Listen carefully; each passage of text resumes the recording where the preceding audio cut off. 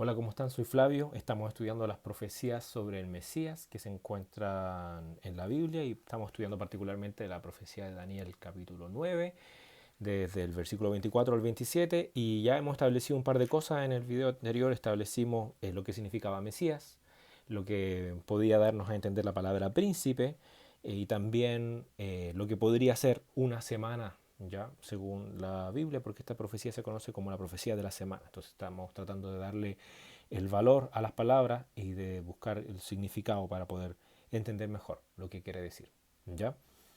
Y bueno, nos quedamos viendo cuál es el punto de partida para contar estas profecías, estas semanas, perdón, desde qué punto de partida contamos hasta la muerte del Mesías, ¿ok? Sabemos que desde un cierto punto de partida hasta la muerte del Mesías, según lo que dice la profecía, pasaron 69 semanas. Primero pasan 7 y luego pasan 62. La suma de 7 más 62 son 69. Entonces, desde un X punto de partida hasta 69 semanas después, muere el Mesías. Ya se le quita la vida al Mesías, más no por sí. Eso es lo que dice la profecía. Ok, vamos a ver entonces cuál es ese punto de partida. Dice Daniel 9, versículo 25. Sabe pues y entiende que desde la salida de la orden para restaurar y edificar a Jerusalén hasta el Mesías príncipe, habrá 7 semanas y 62 semanas. Se volverá a edificar la plaza y el muro en tiempos angustiosos, y después de las 62 semanas se quitará la vida al Mesías, mas no por sí. Entonces el punto de partida es la orden para restaurar y edificar a Jerusalén. Desde ahí comenzamos a contar 7 semanas y 62 semanas, y al cabo de esas últimas 62 semanas, que venían en total sumando con las 7 anteriores eran 69, se quita la vida al Mesías. ¿Cuándo ocurrió esa salida de la orden para restaurar y edificar a Jerusalén? En la Biblia, en el contexto de la Biblia, se mencionan por lo menos 3 edictos, 3 órdenes que se dieron para algo similar a esto. ¿Ya? El primer edicto se encuentra registrado en el libro de Edra, el capítulo 1, donde dice que un rey llamado Ciro, rey de Persia, dio un edicto para restaurar el templo que había en Jerusalén. Recuerden que Jerusalén fue destruida por los babilonios después de 70, bueno, cuando Jerusalén fue destruida, fue destruido el templo también. Después de 70 años, desde que comenzó el cautiverio, ¿no es cierto? Después de 70 años, vino rey Ciro, rey de Persia, y él dio una orden para reedificar ese templo que había sido destruido. Pero esa orden era para edificar el templo, no la ciudad. ¿Ok? Ahora, en Edras capítulo 7 hay otro dicto, un segundo dicto que se menciona, dado por un rey llamado Artajerjes, con el objetivo de restaurar el culto y la adoración que había en el templo. ¿Ya? Pero tampoco ese dicto es para restaurar la ciudad de Jerusalén. Ahora, un poco después, en el libro de Nehemías, el capítulo 2, se menciona una orden también dada por un rey llamado Artajerjes para edificar entonces, en este caso, los muros de una ciudad. Y si tú lees completamente el libro de Nehemías, te das cuenta que no solo los muros fueron edificados, sino la ciudad comenzó a ser edificada. ¿Ya? La ciudad tenía un muro que los protegía, y eso era parte importante de la ciudad. Había que comenzar por ahí para poder reedificar la ciudad completa, pero el edicto para restaurar y edificar a Jerusalén, entonces, no fueron los otros 2 edictos, sino que fue este edicto en particular, donde de ahí en adelante, entonces, Edras comienza a liderar una obra de restaurar la ciudad, comenzando por los muros, y después tú puedes ver que la gente comenzó a vivir en la ciudad y a instalarse dentro, y eso significaba entonces restaurar la parte interior de la ciudad también para que fuese habitable, y todo eso lo podemos ver en el libro de Nehemías, ¿ya? Entonces, en qué parte de la historia fue dada este edicto, fue dado este edicto que se encuentra en Nehemías 2? ¿Qué año era eso? Hoy en día, con la tecnología que tenemos, cualquier persona prácticamente puede averiguarlo en internet. Eso fue en el año 445 después de Cristo. Perdón, antes de Cristo. 445 antes de Cristo ocurrió este edicto para restaurar y edificar a Jerusalén. Ahí fue dada la salida de la orden para restaurar y edificar a Jerusalén. Desde ahí tenemos que contar entonces 7 semanas más 62 semanas, lo que suma 69, hasta que se quita la vida al Mesías, más no por sí. Si esas semanas fueran semanas de día y tú vas a la historia y tratas de ubicar algún evento que haya ocurrido 69 semanas después, desde ese edicto del año 445 a.C., y trata de buscar si es que pasó algo relacionado con un ungido, gobernador, príncipe, rey, etcétera, que haya muerto en esa época, 69 semanas después de ese año, o de ese edicto, perdón, no vas a encontrar nada, ¿ya? Entonces uno podría decir, bueno, entonces era una profecía falsa, ¿ya? No tuvo cumplimiento. Pero ya escudriñamos en el video anterior que una semana era un periodo de 7 y no necesariamente podría ser de 7 días, podría ser de 7 años y que incluso un día podría simbolizar un año también en términos proféticos en la Biblia, en el contexto en el que fue escrito esta profecía. ¿Ok?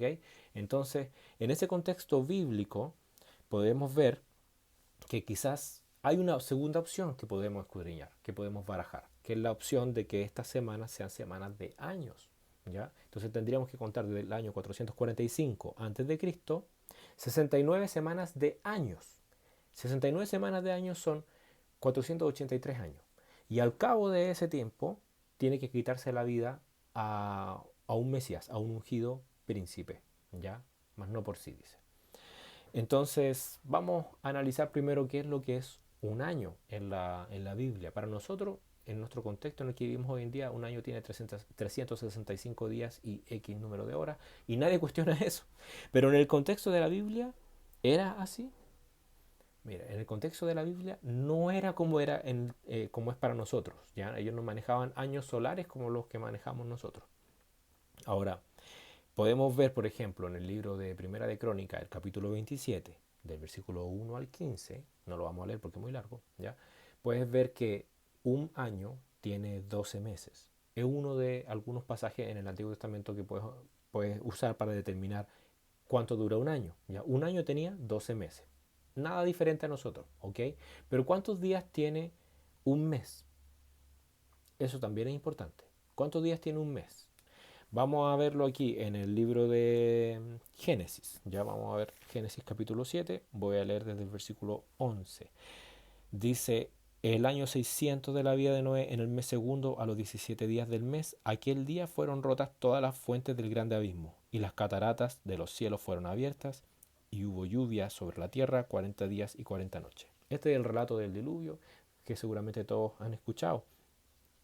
Dice que el diluvio comenzó en el mes 2 a los 17 días del mes y llovió por 40 días, 40 noches. ¿Ya? Pero no es que terminó de llover y el agua mágicamente desapareció. No, el agua quedó ahí. Fíjate lo que dice el versículo 24. Prevalecieron las aguas sobre la tierra 150 días. Entonces, comenzó a llover en el mes 2 a los 17 días del mes, pero hasta que las aguas no se retiraron de la tierra, pasaron 150 días. Ahora ve a Génesis capítulo 8, el versículo 3. Y las aguas decrecían gradualmente de sobre la tierra, y se retiraron las aguas al cabo de 150 días. Y reposó el arca en el mes séptimo, a los 17 días del mes, sobre los montes de Ararat. Entonces, desde que comenzó el diluvio hasta que reposó el arca, ¿ok? Sobre los montes de Ararat, pasaron ¿cuántos meses? El diluvio comenzó en el mes 2 a los 17 días del mes y el arca reposó sobre los montes de Ararat en el mes séptimo a los mismos 17 días del mes. O sea, pasaron exactamente 5 meses, del mes 2 al mes 7, 5 meses. ¿Ok? Pero leíamos que habían pasado también 150 días. ¿Ok? Entonces, ¿qué podemos ver? Que aquí tenemos que pasaron 150 días y que también pasaron 5 meses. Entonces, si dividimos 150 días en 5 meses, podemos saber cuántos días tiene un mes. ¿Ya? 150 dividido 5 son 30. Es decir, cada mes tiene 30 días. ¿Ya? Lo que nos da un total de que 5 meses entonces van a constituir 150 días. ¿Ya? Entonces, cada mes tiene 30 días. Si un año en el contexto de la Biblia tiene 12 meses y cada mes tiene 30 días, entonces ¿cuántos días tiene un año? 30 por 12. ¿Ok? ¿Cuántos son 30 por 12? 360 días. Entonces un año en la Biblia no tiene 365 días, sino 360 días. Ahora esto es comprobable también en otras partes de la Biblia, ya, pero yo me estoy ciñendo específicamente al contexto del Antiguo Testamento para poder demostrar esto. ¿Ok? Entonces, ¿qué pasa? Que tenemos que contar desde la salida de la orden para restaurar y edificar Jerusalén en el año 445 a.C., tenemos que contar ahora semanas de año, vamos a probar con semanas de año, 69 semanas de años, pero no de años de 365 días, de años de 360 días. Dijimos que 69 semanas de años es equivalente a 483 años. ¿Ok? Tenemos que contar 69 semanas de años, pero en semanas de años de 360 días. ¿En qué año caemos entonces? De la historia, si contamos desde el 445 a.C., 360 semanas de años, perdón, 69 semanas de años de 360 días, caemos en el año 31 después de Cristo. Año 31 después de Cristo. Entonces se supone que en el año 31 después de Cristo, algún Mesías, un ungido, príncipe, gobernante, rey, tenía que haber muerto, mas no por sí. ¿Ok? Ahora vamos a escudriñar un poco más sobre ese punto en particular en el próximo video.